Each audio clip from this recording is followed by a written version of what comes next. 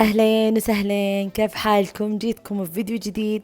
صحيح إني طولت، بس تخيلوا مين قدامنا؟ ياسر القحطاني. أنا استانست إني شفته، وأنا ماني ما أشجع هلال ولا لي بالكورة ولا لي فانز بأي شيء يخص الرياضة، بس انبسطت. رايحين اليوم البوليفارد، فيه عرض حق ميسي. توقعت الصراحة بعد يخص الكورة، لأن كان معاي ولد أخوي ومرة هو يحب ميسي، فقلت يعني نحجز ونجي ينبسط. بس طلع العرض يجنن صدق، يعني أنا انبسطت فيه، ما له أي علاقة بالكورة. في يعني ألعاب بهلوانية وجمباز والأشياء اللي زي كذا، يعني استانسنا الصراحة مرة كان حلو. بحط لكم مقتطفات من العرض لأنه كان ممنوع التصوير، فما قدرت إني أصور. بس قبل أتمنى إنكم تسوون لايك وسبسكرايب للقناة وتدعموني عشان أنزل مقاطع أكثر.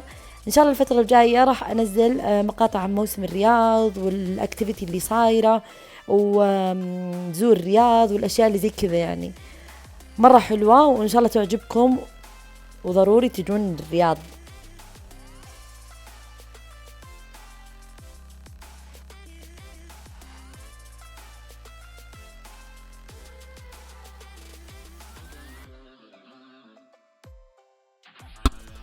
هنا خلص العرض واتجهنا على طول متجر الهلال. كنا نبي تيشرتات للعيال للهلال وكذا، وبعدين قاعدة ندور شوي بالبوليفارد، وبخليكم مع مقاطع من البوليفارد.